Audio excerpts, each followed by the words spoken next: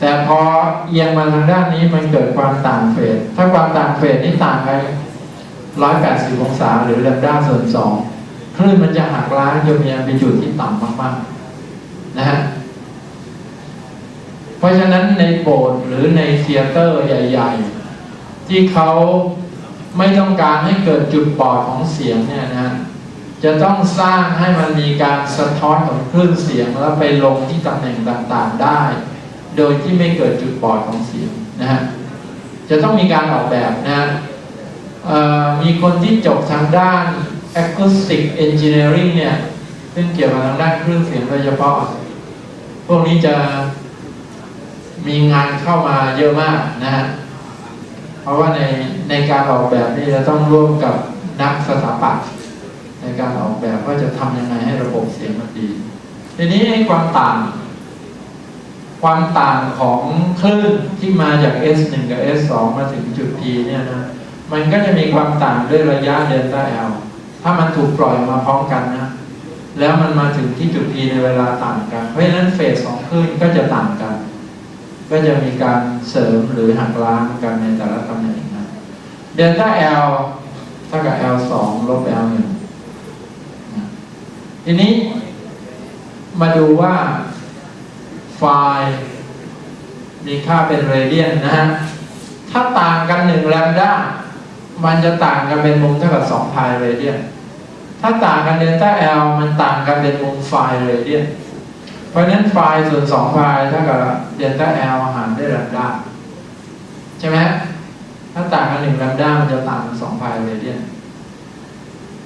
ต่างกันเดลต้า L มันจะต่างกันไฟล์เรเดียนนะเพราะฉะนั้นเราก็รู้ว่ามุมไฟล์เนี่ยจะเท่ากับเดลต้า L ส่วนแลมด้าคูณกับ2 พายเป็นมุมต่างเฟสนะฮะถ้าระยะทางมันต่างกับเดลต้า L เราหามุมของความต่างเฟสของมันได้ถ้าเฟสต่างกันพายเรเดียนพอดีมันจะหักล้างกันหมดเราเรียก completely destructive interference นะ destruct แปลว่าทำลายถ้า construct ก็คือสร้างนะฮะเป็น fully constructive interference ก็คือไฟล์เท่ากับ 2m พายเมื่อ m เป็น 0 1 2 3 4 5 ไปนะฮะอันนี้จะเป็น fully constructive fully constructive ก็จะพบว่าถ้ามันต่างกัน delta L หารด้วยแลมด้าเนี่ยต่างกันเท่ากับ2แลมด้าเดลต้า L เท่ากับ2แลมด้าเราจะพบว่าลูกนี้เกิดขึ้นกับลูกนี้เนี่ยเกิดขึ้นก่อน2แลมด้าเพราะหลังจากนั้นมันก็ไปเสริมกันทำให้แอมพลิจูดสูงขึ้นที่ตำแหน่งนี้นะอันนี้เราเรียกว่า fully constructive interference นะแต่ถ้าเมื่อไหร่ไฟล์เท่ากับ 2m พายบวกกับ1 พายนะฮะไอ้ตัวบวก1 พายเนี่ยจะทำให้มันต่างเฟสกันเป็นเลขคี่ของพายนะฮะเราเรียกว่า fully destructive interference นะฮะเช่นต่างกัน 0.5 แลมด้า 1.5 แลมด้า 2.5 แลมด้านะฮะพวกนี้จะเกิดการหักล้างมันเต็มที่เช่นไอ้ตัวนี้แลมด้าครึ่งเนี่ยต่างกันเพราะฉะนั้นไอ้คลื่นถัดมาเนี่ยตัวนี้กำลังลงแต่อีกตัวกำลังขึ้นมันก็เลยหักล้างกันหมดก็เหลือ resultant wave คือเส้นประในแนวราบนะถ้าเดลต้า L ส่วนแลมด้าไม่เป็นจำนวนเต็มหรือไม่เป็นจำนวนครึ่งของ wavelength นะฮะเราเรียกว่า intermediate interference มันหักล้างก็ไม่หมดเสริมกันก็ไม่เต็มที่นะฮะคืออยู่ระหว่างแอมพลิจูดถ้าเสริมกันเต็มที่มันจะเป็น2 เท่าของแอมพลิจูดเดิมถ้าหักล้างกันหมดมันจะเป็น0แต่ถ้าแอมพลิจูดอยู่ระหว่าง0กับ2 เท่าของแอมพลิจูดแต่ละตัวเราเรียกว่า intermediate interference นะฮะ intermediate คืออยู่ระหว่างนะเช่นตัวนี้ก็เป็น intermediate นะ 1.2 แลมด้าถ้าตรงนี้เราเรียกว่า fully constructive ตัวนี้เราเรียกว่า fully destructive ใช่ไหมเพราะมันครึ่งช่วงครึ่งของเวฟเลนท์ทีนี้คลื่นเสียงมีอิทธิพลต่อเราอย่างไรบ้าง เขาบอกว่าถ้าเราพยายามจะนอนตอนที่มีคนตีกลองตุ้มๆอยู่ที่ก้างหูเนี่ยหลับไหมไม่หลับนะคือถ้ามันเป็นจังหวะริทึมที่ไม่เหมาะกับเราไม่หลับแน่นอนนะเขาบอกว่าไอ้ตัวที่มันดังแล้วมันมากระแทกหน้าอกกระแทกแก้วหูของเราแล้วทำให้เรารู้สึกว่ามันหลับไม่ลงเนี่ยนะฮะมันก็คือตัวความเข้มของเสียงนะที่มันเข้ามากระทบเรามากระทบผิวหนังของตัวเราบางครั้งเรารู้สึกว่าแก้มของเรานี่สั่นตามมันขึ้นนั้นเลยนะค่าของความเข้มของคลื่นเสียงนะฮะมันคือค่าเฉลี่ยของการตกกระทบของพลังงานเสียงต่อ1 หน่วยพื้นที่ต่อ1 หน่วยเวลาการตกกระทบของพลังงานต่อ1 หน่วยเวลาเราเรียกว่า power ใช่ไหมฮะเพราะฉะนั้น intensity ก็คือ power ต่อ1 หน่วยพื้นที่นะหรือกำลังงานต่อ1 หน่วยพื้นที่ต่อ1 หน่วยเวลาเราอาจจะเรียกอีกอย่างหนึ่งว่าเป็น sound energy flux ก็ได้นะทุกอย่างถ้าอะไรเป็นจำนวน particle ต่อ1 หน่วยพื้นที่ต่อ1 หน่วยเวลาเราเรียกตัวนั้นว่าเป็น flux นะฮะเช่นสนามแม่เหล็กสนามไฟฟ้านะเป็นจำนวนเส้นแรงต่อ1 หน่วยพื้นที่นะหรือparticle flux คือจำนวนอะตอมที่พุ่งชนต่อ1 หน่วยพื้นที่ใน1 หน่วยเวลาเราเรียก particle flux power ต่อ1 หน่วยพื้นที่เราเรียกว่า intensity นะฮะหรือความเข้มของเสียงเราพบว่าความเข้มของเสียงเนี่ยมีค่าเท่ากับ10⁻² โลโอเมก้า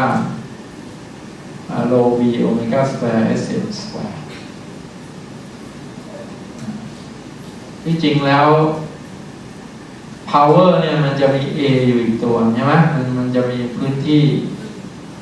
ที่มันส่งออกมาพอเราหารด้วยพื้นที่มันก็เลยกลายเป็น intensity นะลองย้อนกลับไปดูที่เขา derive เกี่ยวกับ power ของคลื่นเสียงที่ส่งมานะฮะ intensity จะขึ้นกับความถี่ยกกำลัง 2ขึ้นกับ amplitude ของคลื่นเสียงยกกำลัง 2นะฮะแต่จะแปรผันตาม density กับความเร็วของคลื่นเสียงในตัวกลางนั้นเพราะฉะนั้นเวลาที่เราดำน้ำอยู่ใต้น้ำเราหินกระแทกกันป๊อกเนี่ยโอ้เราจะรู้สึกว่าเสียงมันดังมากเพราะถ้ากระแทกในอากาศห่างกัน1 เมตรนี่เรารู้สึกว่าเสียงมันเบามากเลยใช่ไหมแต่ถ้ากระแทกหินใต้น้ำห่างจากหูเรา1 เมตรเนี่ยเราจะรู้สึกว่าเสียงมันดังมากเพราะความเร็วเสียงในน้ำสูงกว่าในอากาศ5 เท่าความหนาแน่นของน้ำสูงกว่าในอากาศตั้งเกือบ1,000 เท่าใช่ไหมฮะเพราะฉะนั้นมันทำให้ความเข้มเสียงที่เข้ามากระแทกหูเนี่ยสูงมากนะฮะมาดูการเปลี่ยนแปลงค่าความเข้มกับระยะทางถ้าเรามีแหล่งกำเนิดเป็น point source นะฮะ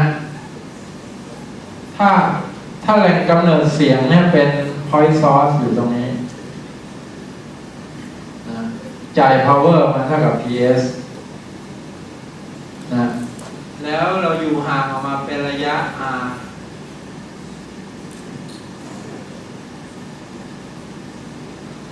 เราอยู่ห่างออกมาเป็นระยะ r จากตรงนี้เนื่องจากว่าเสียงเนี่ยมันปล่อยออกทุกทิศทุกทางด้วยความเข้มที่เท่ากันใช่ไหมฮะเพราะฉะนั้น power ทั้งหมดที่ผ่านพื้นที่ของทรงกลมอันนี้ก็จะต้องมีค่า power เดียวกับที่ออกมาจากแหล่งกำเนิดด้วยใช่ไหมฮะแต่พื้นที่ทรงกลมเนี่ยคือ4 pi r กำลัง 2 power ต่อ1 หน่วยพื้นที่หารด้วย4 pi r กำลัง 2คือ intensity ที่เราวัดได้ที่จุดนี้ที่ห่างจากแหล่งกำเนิดมาเป็นระยะ r นะฮะจะมีค่าเท่ากับ ps หารด้วย4 pi r กำลัง 2เมื่อกี้นี้เราบอกว่าคลื่นเสียงที่มีความดังเพียง28 พาสกาลเนี่ยหูเราแทบทนไม่ไหวแล้วนะแล้วที่ค่านั้นเนี่ยกำลังของคลื่นเสียงมันประมาณ1 วัตต์ต่อตารางเมตรนะความเข้มนะฮะประมาณ1 วัตต์ต่อตารางเมตรความเข้มเสียงเท่านี้เองวิทยุทรานซิสเตอร์ของเราไอ้ เครื่องแต่ละเครื่องไอ้ที่มันส่งลำโพงมาเป็นพันวัตต์อะไรเนี่ย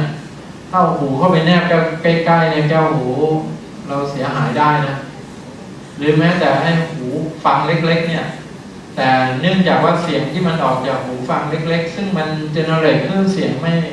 ม่แรงนักเนี่ยนะแต่มันเรสโซแนนซ์อยู่ภายในระหว่างให้ช่องหูเนี่ยเสียงมันจะดังมากแล้วก็พบว่า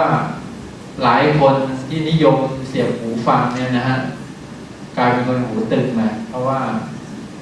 เสียงที่เกิดขึ้นในช่วงนั้นมันเรสโซแนนซ์แล้วดังมากนะฮะเมื่อเทียบกับ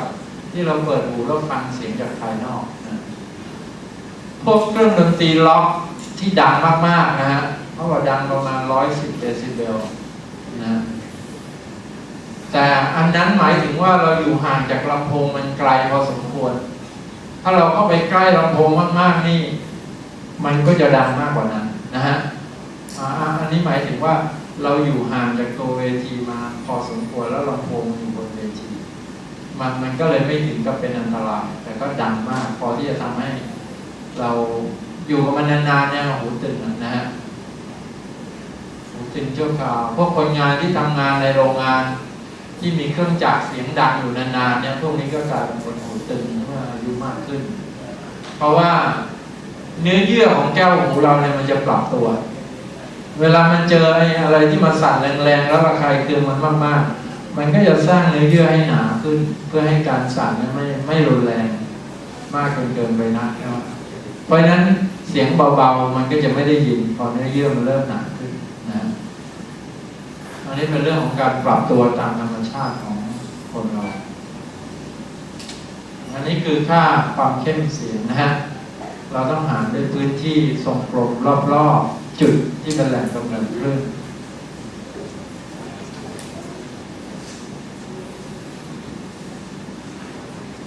ทีนี้มาดูความดังนะ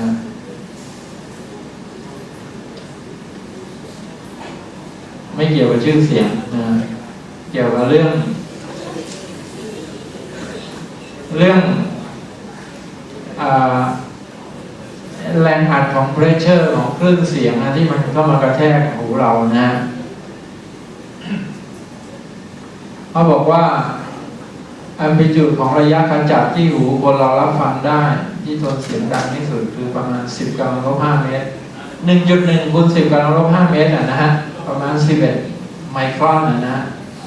แล้วเสียงเบาที่สุดคือประมาณ10 กำลังลบ 11 เมตรคือ 0.1 แองสตรอม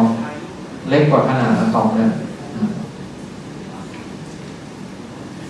ทีนี้เนื่องจากว่าความแตกต่างอันนี้เป็นล้านเท่าถ้าเรามาพล็อตใน linear scale เนี่ยโอ้โหมันต่างกันเลยตั้งแต่เบาสุดถึงดังสุดเนี่ยมันต่างกันล้านเท่าเพราะฉะนั้นไอ้แกนตั้งคุณจะต้องสูงริ้วเลยใช่ไหมฮะตั้งแต่หูเริ่มได้ยินไปจนถึงที่ทนไม่ไหวนะเพราะฉะนั้นเขาก็เลยใช้วิธีเอา scale logarithmic มาเป็นตัวบอกและจริงๆหูเราเนี่ยมันสั่นแล้วรับความดังนั้นเป็น scale log อยู่ด้วยนะฮะ y เท่ากับ log x เขาก็จะใช้ว่าถ้า x เนี่ยเพิ่มขึ้น10 เท่าเราจะพบว่า log ของมันเพิ่มอีก1เท่านั้นเองนะฮะ log มันจะเพิ่มขึ้น1เพราะ log x ก็คือ y ใช่ไหม y prime ก็คือ log x บวก log 10 ฐาน 10ก็คือ1เพราะฉะนั้นถ้าเราคูณ x ด้วย10 กำลัง 12มันจะเพิ่มขึ้นเพียง12นะฮะสเกลมันจะกลายเป็นลีเนียร์สำหรับหูของเราที่ได้ยินนะฮะแต่ที่วัด amplitude ด้วยเครื่องดีเทคเตอร์ต่างๆเนี่ยมันจะมีค่าเป็น exponential function สูงมากนะเราวัดความดังอันนี้เราเรียกว่า sound level นะฮะ sound level หรือระดับเสียงเราจะแทนด้วยสัญลักษณ์เบต้านะฮะมันคืออัตราส่วนของ intensity ของคลื่นเสียงขนาดนั้นหารด้วย intensity ของคลื่นเสียงที่เบาที่สุดที่หูเราเริ่มได้ยินโดย intensity I0 นี่มีค่าเท่ากับ10 กำลังลบ 12 วัตต์ ต่อตารางเมตรที่หูเราเริ่มได้ยินนะฮะประมาณนั้นนะแล้วก็ intensity ที่ดังที่สุดนะคุณใส่ล็อกเข้าไปถ้ามันต่างกัน10 กำลัง 12 เท่าคุณใส่ล็อกเข้าไปมันออกมา12เนื่องจากหน่วยอันนี้เป็นหน่วยเบลทำเป็นเดซิเบลก็เลยคูณด้วย10เข้าไปนะฮะเขาตั้งชื่อตามอเล็กซานเดอร์เกรแฮมเบลนะซึ่งเป็นอะไรนะเป็นคนที่หูหนวกนะฮะแต่ใช้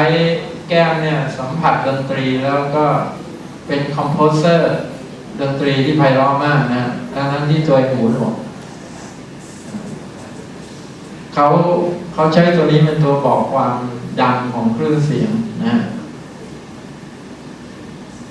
โดย I0 นี่10 กำลังลบ 12 วัตต์ต่อตารางเมตรนะฮะเพราะฉะนั้นถ้าเมื่อไหร่ I เท่ากับ I0 ล็อก1มันก็คือ0ตอนนั้นความดังเท่ากับ0 เดซิเบลนะฮะคือเราเริ่มได้ยินเท่านั้นเองกระซิบเบาๆจริงก็ยังดังกว่านั้นนะความเข้มเสียงเพิ่มขึ้น10 เท่านะถ้าเบต้าเท่ากับ40เนี่ยความเข้มเสียงจะเพิ่มขึ้น10,000 เท่านะ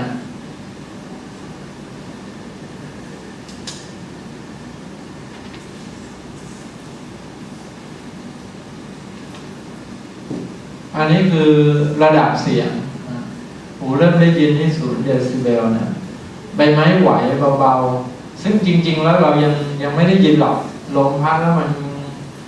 ไหวเล็กน้อยเนี่ยเท่ากับ10 เดซิเบลพูดคุยปกตินี่60 เดซิเบลนะ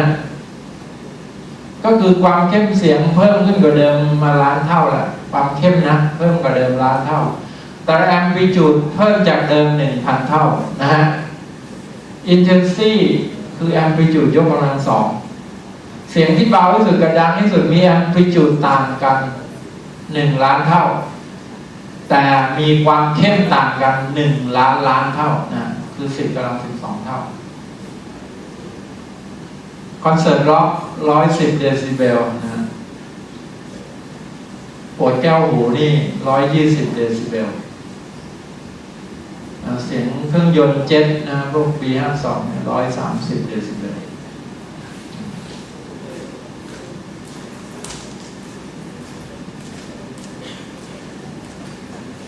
เขามีพิสูจน์สมการนี้ซึ่งเมื่อกี้นี้ได้พูดผ่านมาแล้วนะว่าปกติในการที่จะ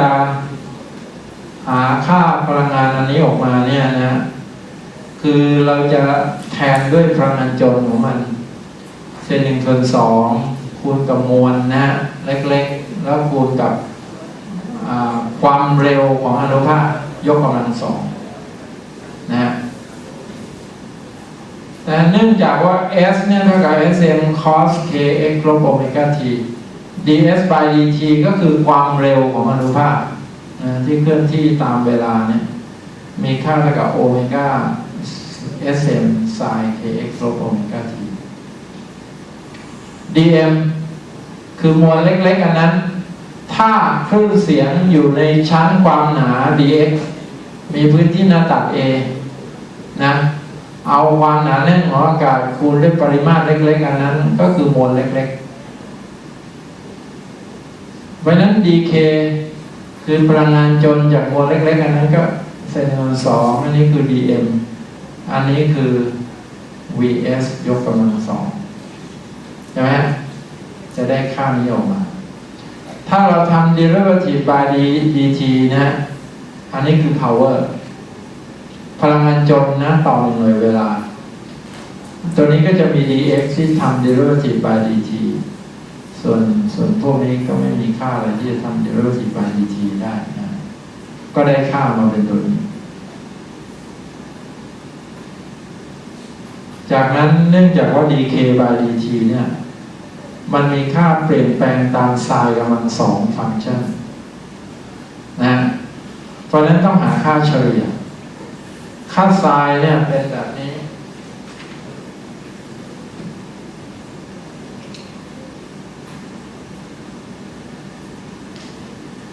ค่าไซน์เป็นแบบนี้ไซน์กำลังสองฟังก์ชันจะเป็นอย่างนี้ความสูงตรงนี้เท่ากับหนึ่งเพราะฉะนั้นค่าเฉลี่ยของมันก็คือครึ่งหนึ่งเศษ12ใช่ไหมตรงนี้ค่าเฉลี่ยของพลังงานจนต่อเวลาก็คือ power ที่ส่งออกมาในรูปพลังงานจนมีค่าเท่านี้นะเศษ12คูณตัวนี้แล้วคูณไซน์กำลังสอง